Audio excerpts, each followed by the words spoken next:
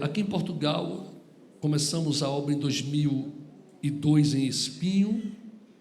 Já estamos em Portugal há 21 anos.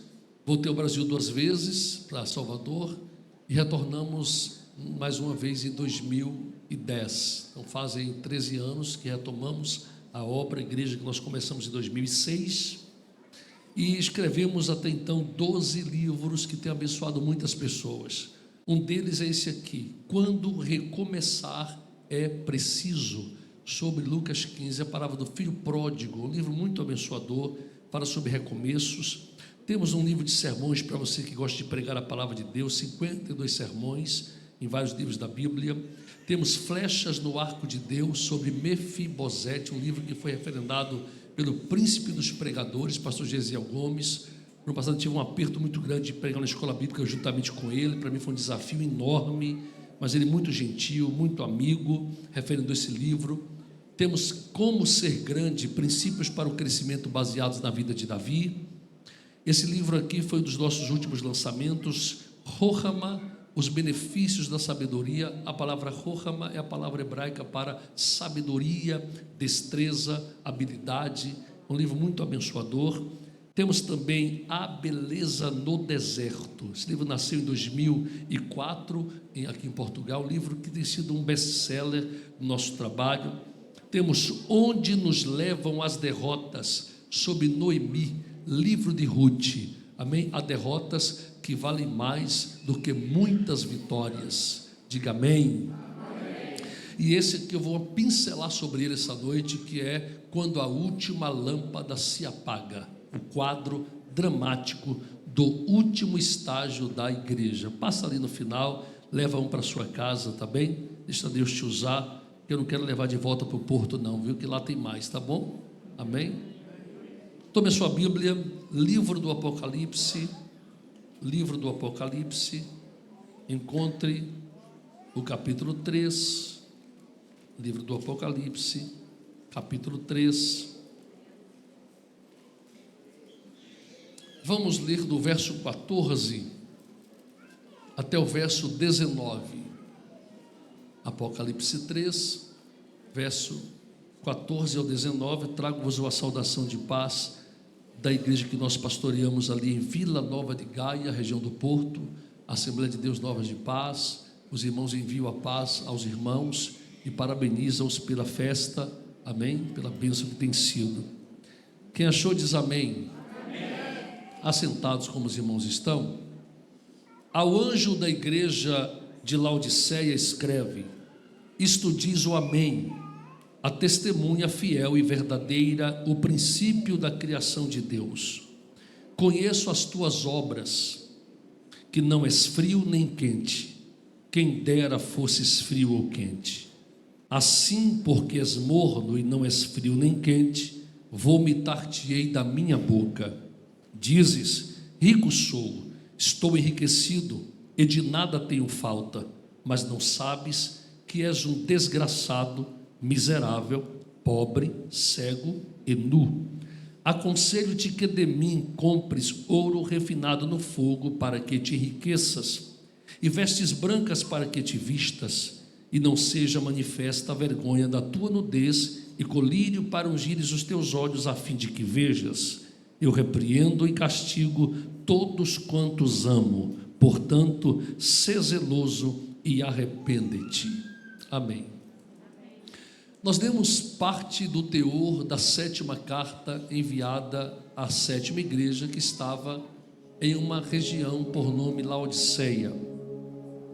Vale ressaltar que essa cidade, essa região que recebe esse nome, nem sempre chamou-se Laodiceia.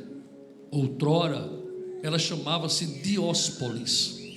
Utilizando uma tradução rasa, Dióspolis poderia significar cidade de Deus, mas ela foi conquistada por um general por nome Antíocos Teos. Antíocos quer dizer ante, contra, combatente. Teos, Deus. Um homem anti-Deus conquista a cidade de Deus. E o que ele faz? Ele muda o nome da cidade para Laodiceia, homenageando a sua esposa, que chamava-se Laodice, ele põe então Laodiceia, que pode significar cidade dos homens, ou governo dos homens. É uma ação que nós chamamos de prefiguração profética. É uma ação que parece ser casual, mas ela é espiritual. Laodiceia simboliza também, tipifica também o último estágio da igreja. E se essa igreja ou essa cidade passou a ser cidade de Deus para a cidade dos homens, a ideia é que também a igreja no final dos dias teria um governo soberanamente falando, um governo mais humano do que divino. A igreja teria uma influência muito grande do humanismo, do antropocentrismo, e ela deixaria de lado a direção de Deus, o governo de Deus, e é claro, não a igreja como um todo, mas partes da igreja. Quando Jesus dita essa carta para João, enviá-la ao anjo da igreja, ela vai ser a 7ª carta, é a 7ª cidade. Vale ressaltar que não haviam somente 7 igrejas na Ásia Menor. O número 7 fala sobre totalidade, ciclo completo. Nós aprendemos que o número 7 era o número de Deus, mas deixa eu fazer uma correção. O número de Deus não é o número 7. O número de Deus é o número 8. Por que o número 8? Porque para nós encontrarmos o número de um nome, é preciso que nós transformemos as letras que compõem o nome em números. O alfabeto hebraico tem 22 letras e algumas variantes, e cada letra equivale a um nome e a um número.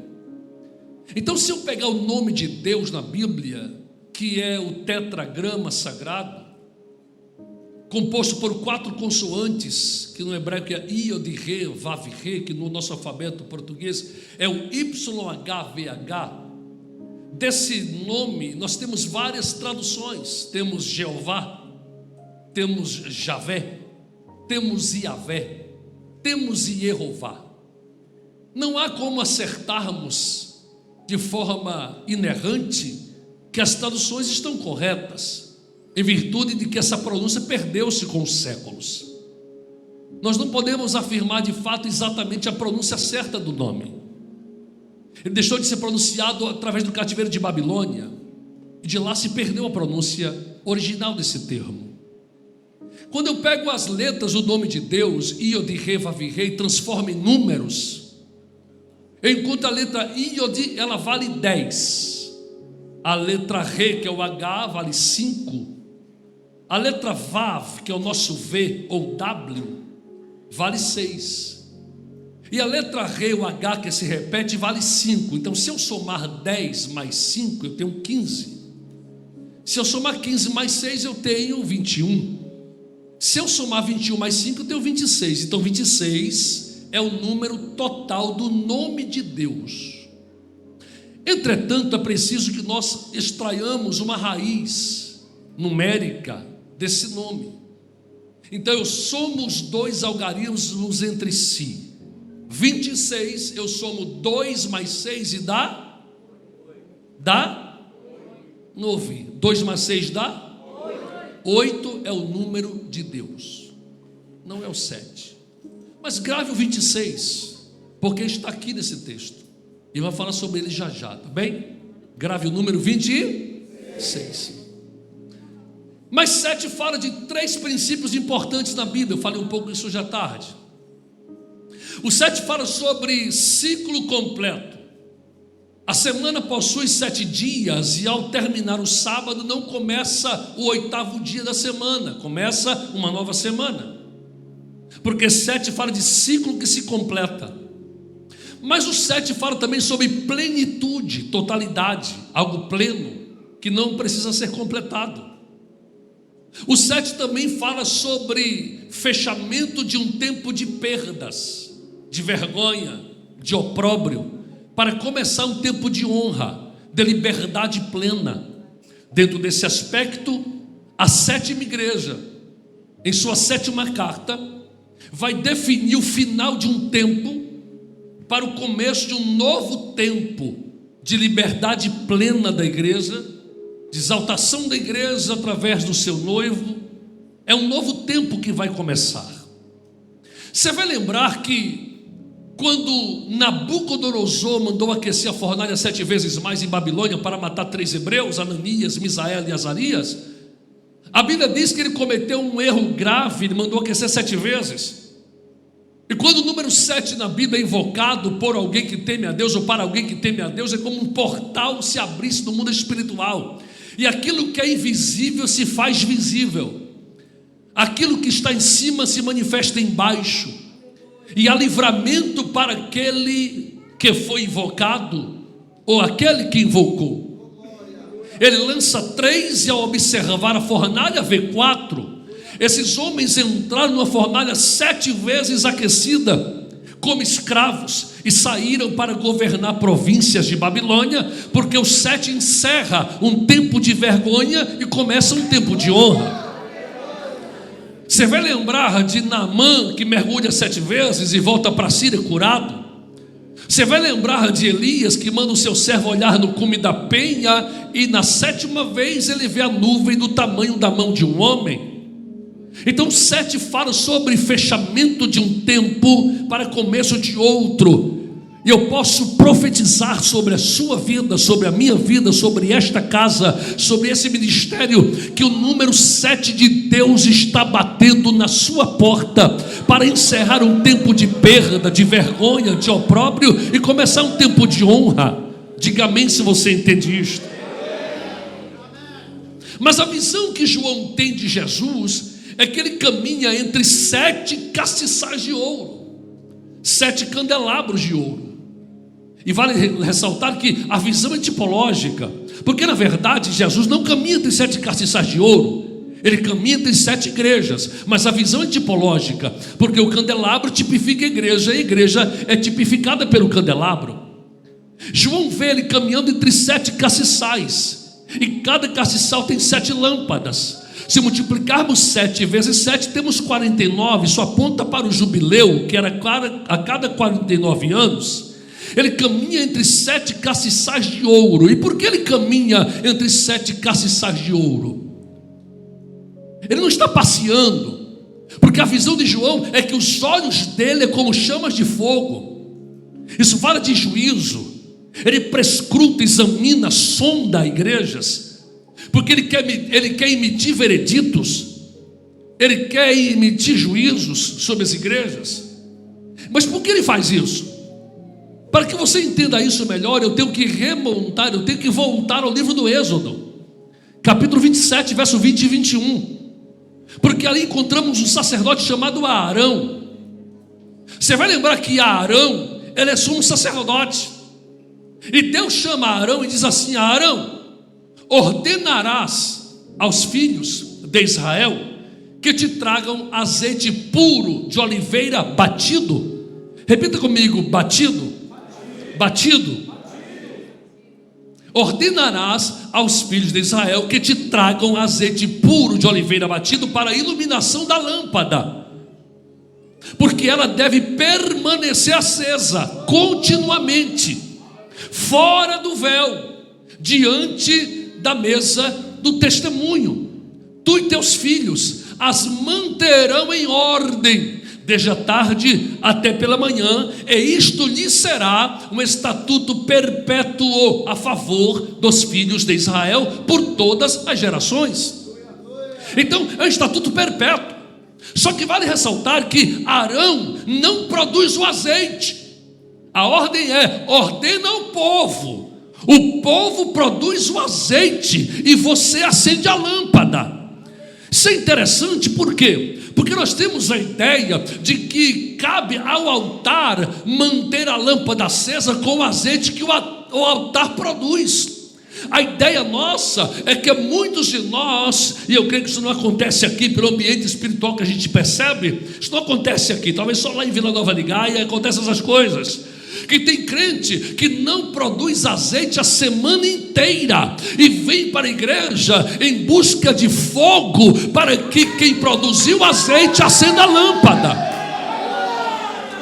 Só que a ordem não é essa. A ordem é: Arão, mande o povo produzir o óleo e você acende a chama. Então cabe à igreja produzir azeite durante a semana, e quando vier para o culto, traz a tua botija cheia de azeite, para que o altar pegue o seu azeite e acenda a chama para o culto pegar fogo. E por misericórdia, Deus permite que o altar produza e acenda, porque Deus sabe da nossa debilidade de produzir azeite. Então dá um toque em teu vizinho, dá um toque em tua vizinha e diz assim: produz azeite em casa e traz azeite para o culto. Produz azeite em casa e traz azeite para o culto. Aleluia. Então Arão pega a botija de azeite de oliveira batido e vai para o santuário. Os irmãos vão lembrar que o santuário possuía 3 divisões. Arão chega no santuário, ele cruza o primeiro véu, chamado de parochet ou paroquete. São 3 véus. O primeiro véu acessa, conduz Arão ao átrio. E o átrio tem 2 móveis. O primeiro é o altar do holocausto. O segundo é a pia de bronze. Arão cruza o pátio e vai transpor o segundo véu, o segundo parochet. E esse véu vai projetar Arão para o lugar santo, chamado Kadosh. Ali Arão vai encontrar 3 móveis.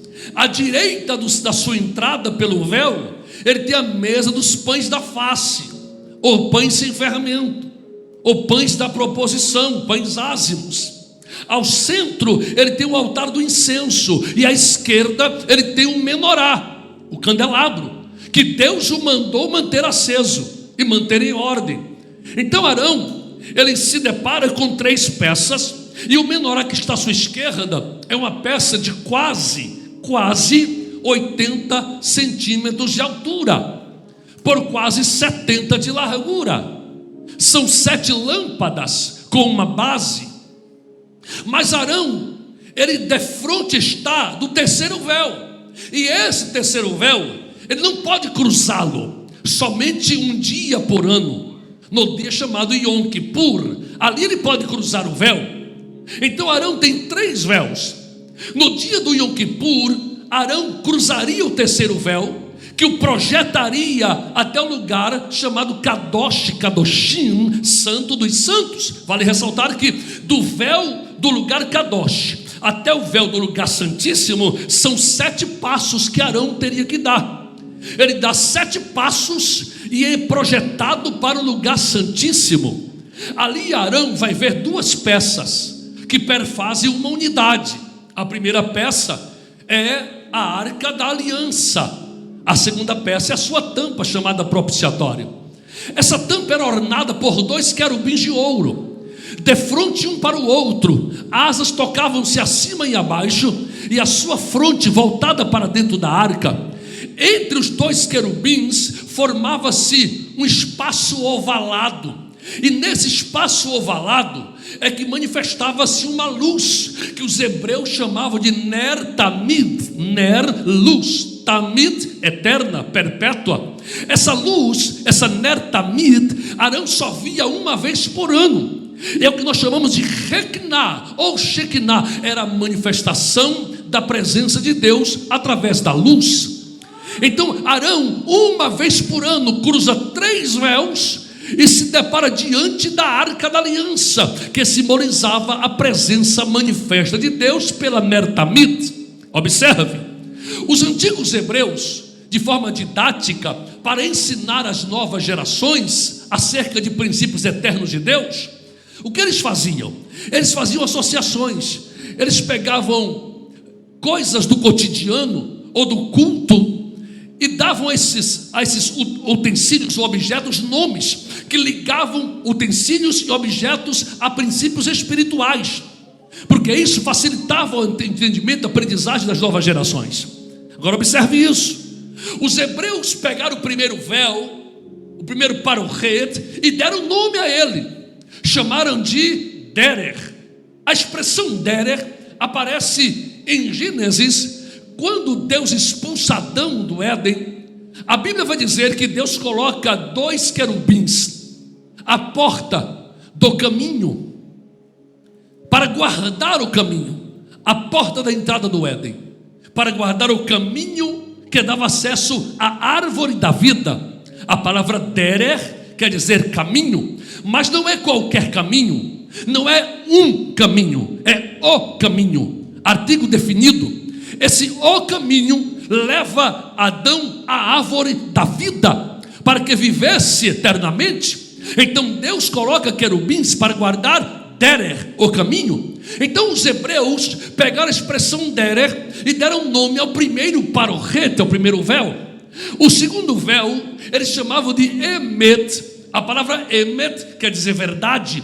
O terceiro véu eles chamavam de Raim, quer dizer vida. Então, para que Arão chegasse diante da presença de Deus uma vez por ano, Arão tinha que passar pelo caminho, pela verdade e pela vida. Quando Jesus vem, em João 14,6, ele vai dizer: Anohi hadere haemet rahaim. Eu sou o caminho, a verdade e a vida. O que ele está dizendo? Desde os tempos de Arão, ninguém chega à presença do Pai se não passar por mim. Eu sou o caminho, eu sou o primeiro véu, eu sou o segundo véu, eu sou o terceiro véu. Aleluia. Fala para teu vizinho com autoridade: Jesus é o véu, Ele é o caminho, Ele é a verdade, Ele é a vida. E ninguém chega à presença de Deus se não for por Ele. Então Arão passa pelos véus e ele vai ao menorá. Ele tem uma ordem de Deus: manterás em ordem. Mas a expressão manter em ordem traz para Arão no contexto 4 princípios. Quais são?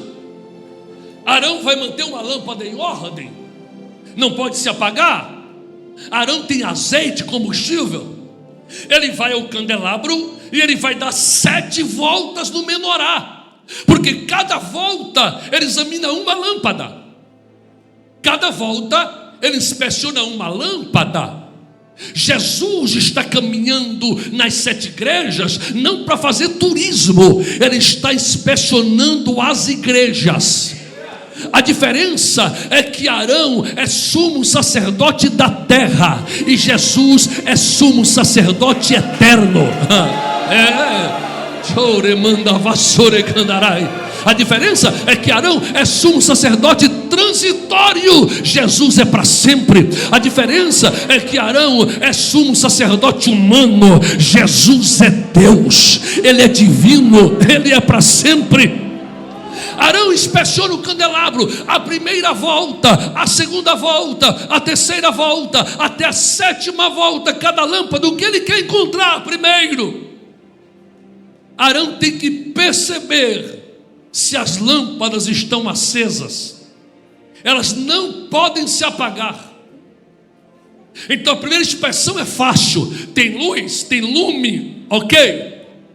Mas a segunda inspeção é mais criteriosa, porque Arão sabe que a lâmpada funciona por óleo.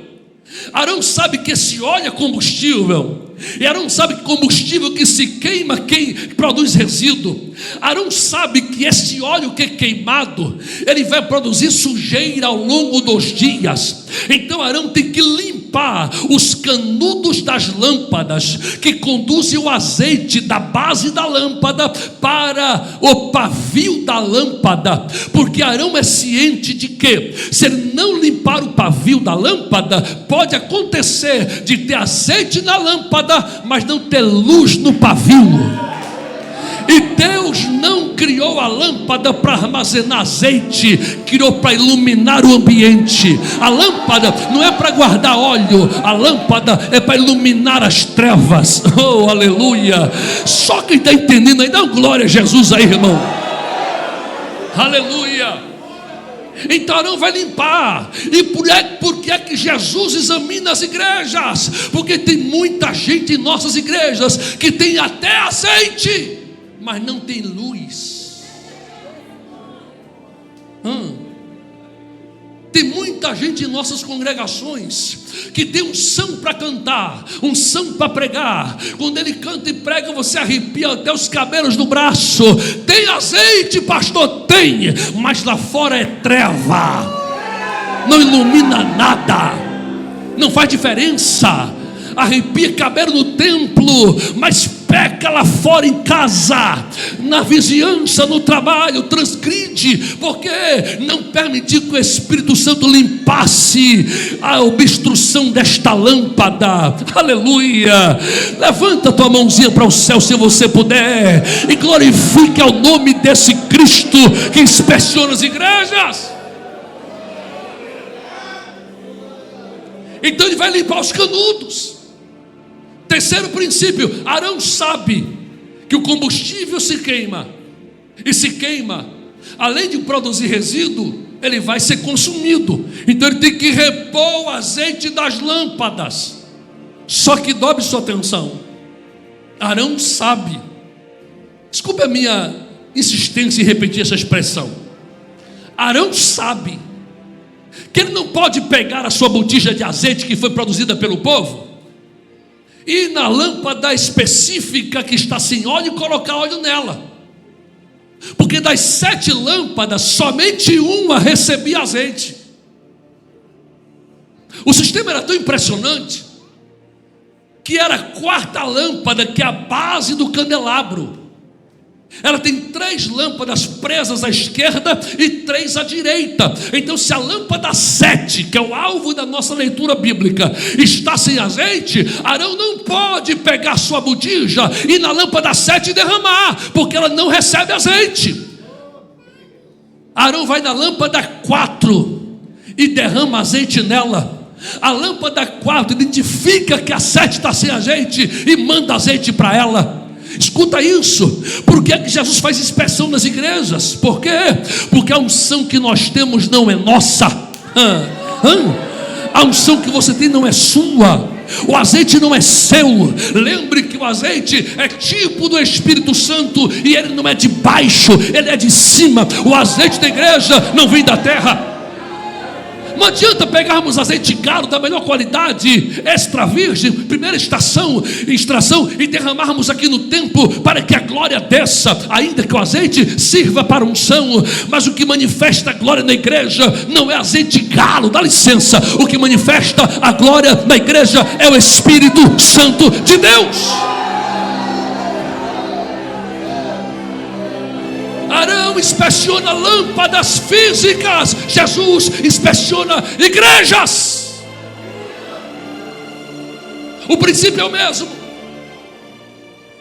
Após repor o azeite das lâmpadas, Arão tem um 4º princípio a observar. Qual deles, pastor? Arão tinha que medir a intensidade das lâmpadas. Pasmem isto. Ele poderia perguntar: Senhor, por que medir a intensidade das lâmpadas? E o Eterno responderia para Arão talvez assim: por quê? Porque as lâmpadas são iguais e o óleo é o mesmo. Eu não quero que uma lâmpada brilhe mais do que a outra na minha presença. Você e eu sabemos que os nossos olhos, por fisiologia, procura fonte de luz para se guiar. Você acorda pela manhã ou de madrugada com o quarto escuro, quer ir à casa de banho, quer ir à cozinha tomar água, então a sua visão vai procurar uma fonte de luz para se guiar. Por que os cinemas apagam suas lâmpadas? Por que os teatros fazem as mesmas coisas? Escute o que eu vou dizer para você. Vivemos um modismo de igrejas pretas. E qual é a ideia? A ideia é que se as pessoas estão num ambiente escuro, em que só o altar tem luz, não vai distrair a sua mente, nem seu olhar de forma periférica. A sua visão vai ser central. O que vai chamar a atenção está iluminado sobre o altar. Mas dá licença, porque Deus não precisa dessas coisas para chamar a atenção de ninguém. Tivemos recentemente na América um grande avivamento numa universidade que não tinha luz neon, não tinha fumaça de gelo seco, não tinha cantor gospel, e o fogo de Deus desceu e as nações olharam para lá. O que nós precisamos, foi dito hoje à tarde na plenária, não é de melhores métodos, precisamos de melhores homens de Deus. Buscamos métodos porque a unção está indo embora. Buscamos paredes escuras porque o azeite está acabando e não está sendo reposto. Estamos buscando métodos e estratégias. Falou o pastor Robson, nessa tarde, Deus não deu estratégias a ele, Deus deu segredos. E os segredos de Deus é para aqueles que o temem, e a este ele fará conhecer a sua aliança.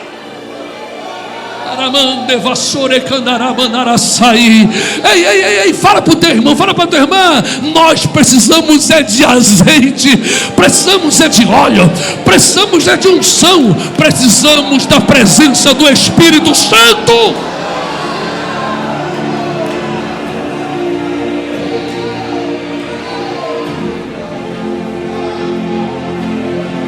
Confesso-vos que fiquei alegre por ouvir essa noite que ninguém sabia que ia pregar. E a igreja está cheia, porque tem lugar que se disser quem vai pregar da casa, vem Pedro, Tiago e João. Porque a igreja, ninguém deve brilhar mais do que ninguém.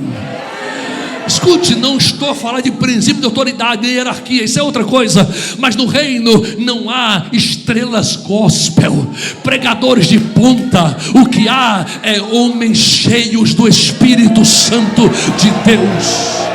Aleluia!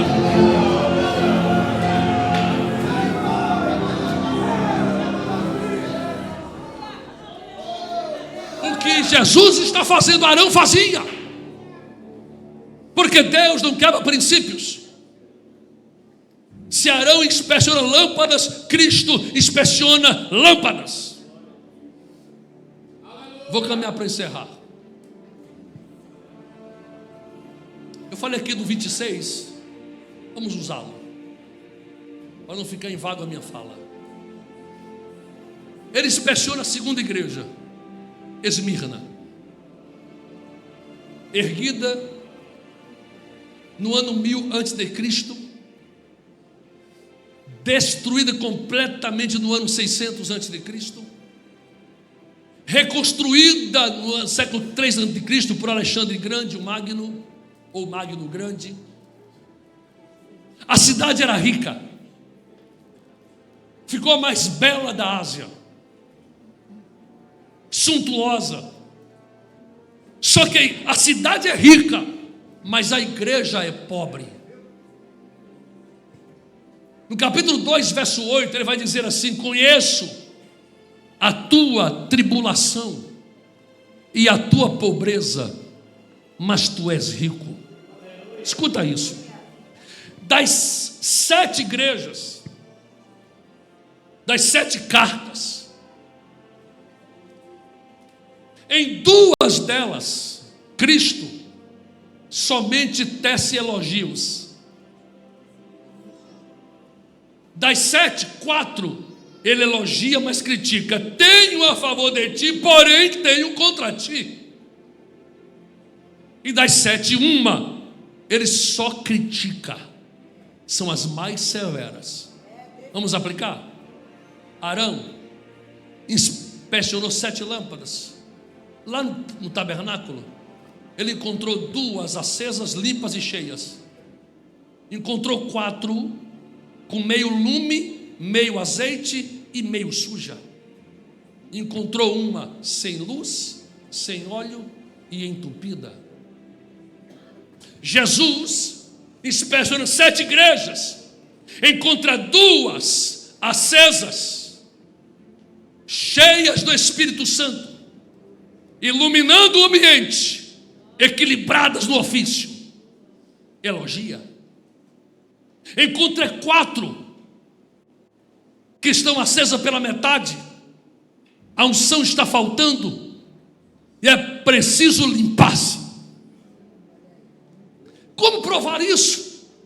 Não é tão complicado assim, porque a Bíblia por si mesmo se explica. Ele olha para esse menino e fala assim: conheço a tua tribulação, mas tu és rico. Eu falei aqui no início da minha fala que a palavra catite, batido, eu não falei catite, falei batido. Êxodo 27, 20: ordenarás aos filhos de Israel que te tragam azeite puro de oliveira batido. Batido ali é catite. Catite quer dizer esmagado, prensado ou atribulado. Então, para Arão manter lâmpada acesa, tem que esmagar a azeitona. E para manter a igreja viva, tem que atribular ela.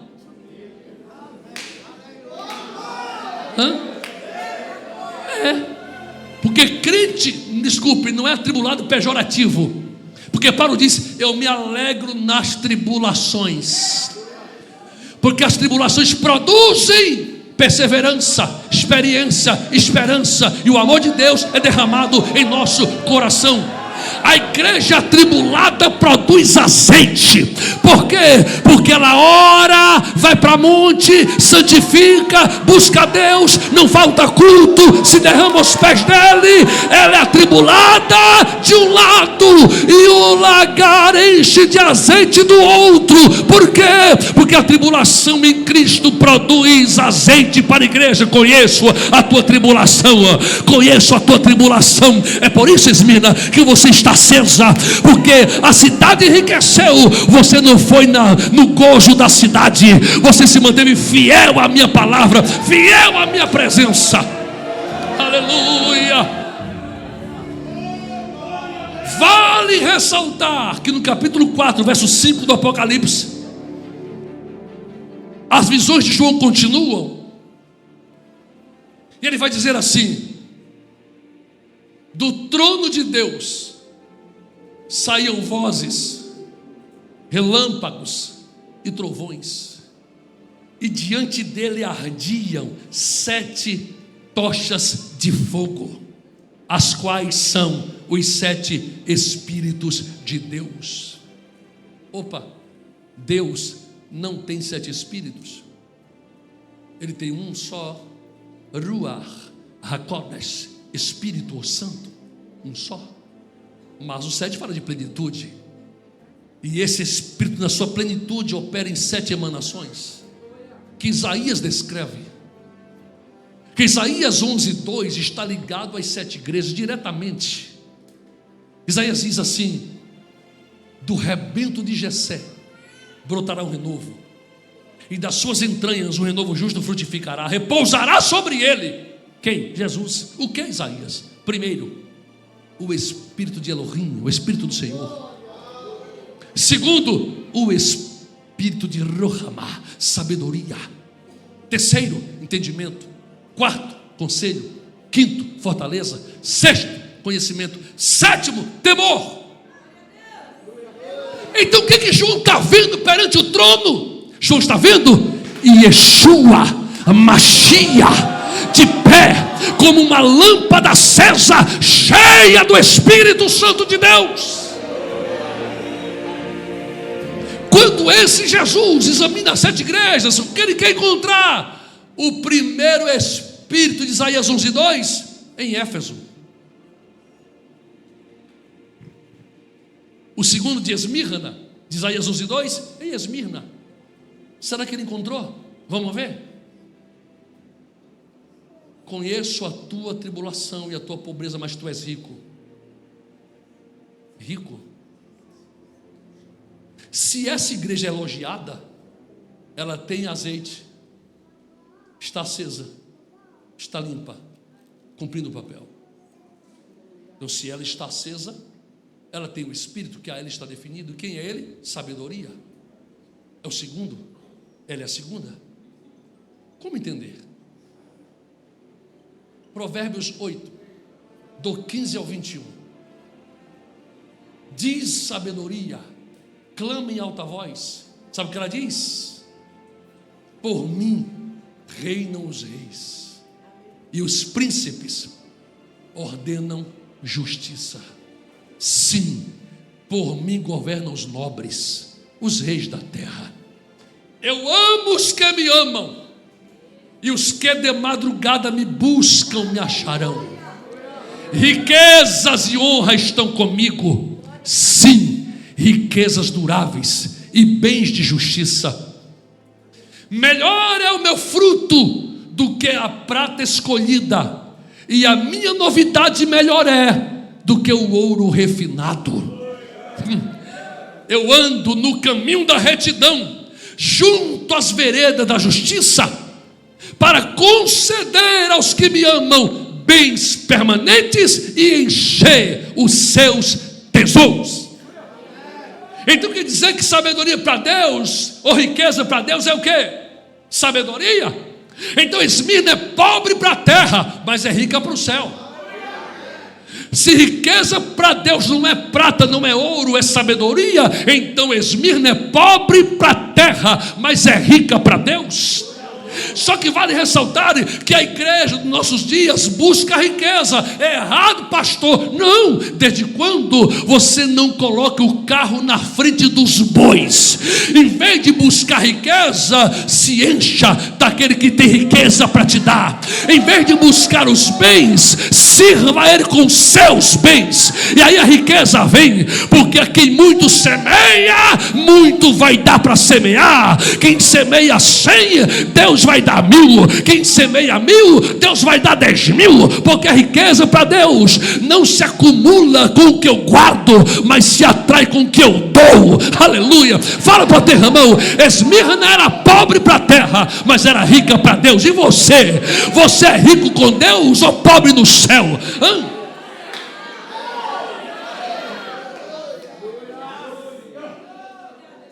Lembra de Lucas 16? Ali uma pseudo parábola. Tem um rico e tem um mendigo chamado Lázaro. Essa passagem é interessante, porque esse rico, o cara era rico, o cara era milionário. Só te dar uma dica: ele vestia-se de púrpura. Lembra de Lídia, de Atos 16, que era de Tiatira, vendedora de púrpura? Para Lídia conseguir uma grama da cor púrpura para tingir tecidos para que ela vendesse, ela precisaria adquirir 8.000 moluscos do fundo do Mediterrâneo, porque na secreção estomacal desse molusco, a substância era maturada por 3 meses para produzir a cor púrpura. E naquele tempo não tinha chinoca, tinha chinês não, era original. Hoje, uma grama de cor púrpura valeria 600 euros. Esse homem vestia-se todos os dias de púrpura. O cara é rico, só que ele não tem nome no texto. Mas há um mendigo na sua porta que tem nome. O mendigo não tem saúde, roupa nem comida, desejava comer as migalhas que caíam da mesa desse rico. Ele entra com a sua X7, ele entra com seu carro topo de gama em sua mansão, e quem está na porta é calçada pedindo esmola: Lázaro. Ele finge que não vê, ele vive a vida inteira assim. Só que tem um problema: a questão é que ambos vão morrer, mas o nome do mendigo é Lázaro. O interessante é que Lázaro é tradução do termo original Eliezer. O nome dele é o mesmo nome do servo damasceno de Abraão, Eliezer. O nome Eliezer é contração de 2 nomes hebraicos. Primeiro, El, segundo Hazer. El quer dizer Deus, Elohim. Hazer quer dizer auxílio. Você lembra que quando Samuel, entre Mispa e Sem, pega uma pedra e diz Ebenezer? Ali não é o nome da pedra não. Ebenezer vem de Even, pedra, Hazer, auxílio. pedra de auxílio. Que essa pedra não é a pedra, irmão. Esta pedra tipifica o próprio eterno, o próprio Deus que ajudou ele. Então, se tem um rico que não tem tudo, mas não tem Deus, não tem nada, e nem nome o indivíduo possui, mas tem um mendigo que não tem nada, mas tem tudo porque tem Deus. Qual é o nome dele? Deus é meu auxílio. Alguém poderia dizer: seu mendigo, tua mãe errou teu nome quando te batizou. Como assim? Explica, rapaz. Deus é teu auxílio. Aonde? Tu não tem comida, roupa nem saúde? Esse nome devia ser do rico da mansão. O mendigo diria assim: rapaz, mamãe não errou meu nome não, mamãe era profeta. Como assim, mendigo? Como assim? Eu já recebi revelação que semana que vem vai morrer o rico e vai morrer eu. Quando o rico morrer, pede a ele para mandar uma selfie com o iPhone 14 dele. Para onde ele vai? Manda selfie, que eu vou pegar o meu Nokia tijolão e vou mandar um retrato para você. Aí tu vai ver que mamãe não errou meu nome.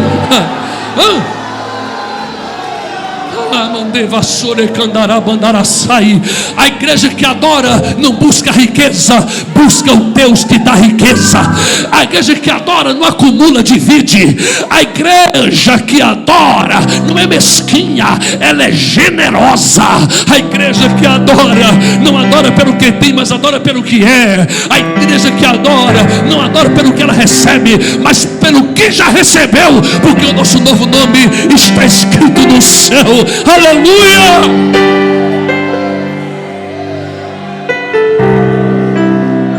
Esmirna é pobre, mas é rica. Segunda igreja. Tenho 2 minutos, vou só pincelar. Depois você compra o livro, está tudo lá no livro, lá. Quando a última lâmpada se apaga. Vou só pincelar. Sexta igreja. Quem é ela? Filadélfia. Meu Deus.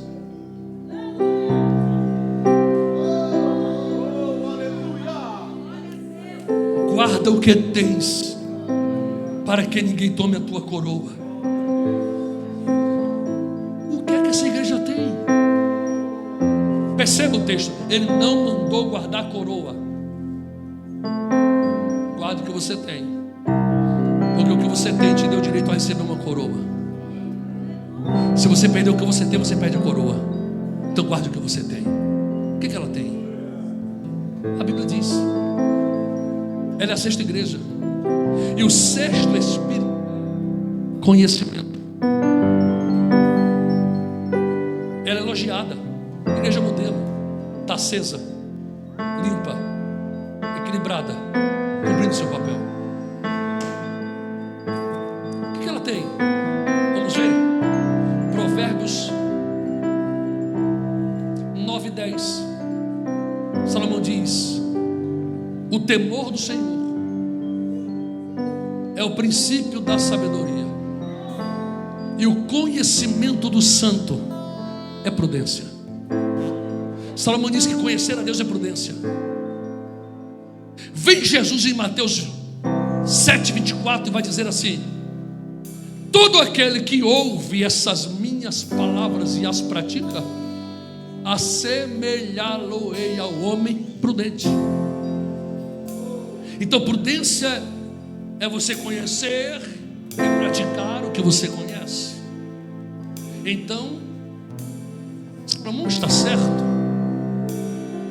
Só que tem um detalhe. Provérbios 14:18. Salomão diz assim: os tolos, os simples se cercam de vergonha, mas os prudentes são coroados de conhecimento. O que é que Filadélfia tem? Prudência. Ela ouve e pratica. Porque ouve e pratica, recebeu coroa de conhecimento. Quanto mais você obedece, mais Deus se revela. Quanto mais você obedece, mais experiência com Deus você tem.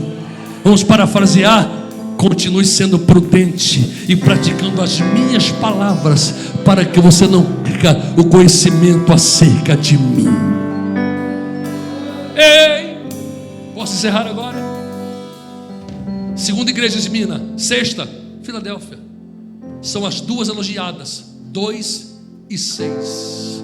o número de 26. Por quê? Salomão diz: temor do Senhor é o princípio da sabedoria, e o conhecimento de Deus é prudência. Paulo em Romanos diz assim: ó profundidade da riqueza, tanto da sabedoria quanto do conhecimento de Deus. Uma igreja dos últimos dias que vai prevalecer não é igreja rica, não é igreja com anfiteatro, com ar-condicionado central, paredes negras e LEDs de milhares nas suas paredes. A igreja que vai prevalecer é aquela que tem sabedoria e conhecimento de Deus. Por quê, pastor? Porque se você tem sabedoria e conhecimento, automaticamente você tem temor, fortaleza, conselho e entendimento. Acabou já meu tempo. Vou te dar só uma dica. Vou pôr um sal na tua boca, tá bem? Laodiceia é a última igreja. E qual é o último espírito de Isaías 11:2? Temor. Então, se ela diz rica sou, Cristo diz: você é pobre. Se ela é pobre para o céu, não tem sabedoria, porque sabedoria dá riqueza no céu. Se não tem sabedoria, não tem temor, porque o temor depende da sabedoria.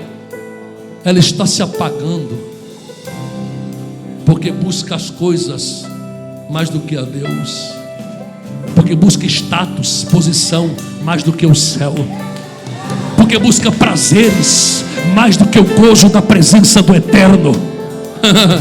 Você pode ficar de pé? Você pode ficar de pé? Aleluia! Aleluia! Aleluia! Aleluia! Aleluia! Aleluia! Aleluia! Glória a Deus. Posso fazer uma oração? Feche os seus olhos. Pai, em nome de Jesus, mais uma vez a tua palavra foi pregada no altar da tua casa. Nós temos a certeza que não voltará vazia para ti, antes fará o que apraz ao teu coração e prosperará naquilo para qual foi enviada. Em nome de Yeshua Mashiach, em nome de Jesus Cristo, vem nos encher do teu azeite nesses dias ainda mais. Faz derramar, faz transbordar a nossa botija, faz a nossa lâmpada transbordar de unção, de azeite em tua presença. Em nome de Jesus Cristo, que a tua glória venha sobre nós, que teu poder aperfeiçoe-se em nossas fraquezas e que nós sejamos achados dignos de herdar a vida eterna e gratos a ti pela tua unção sobre nós. Aleluia! Aleluia!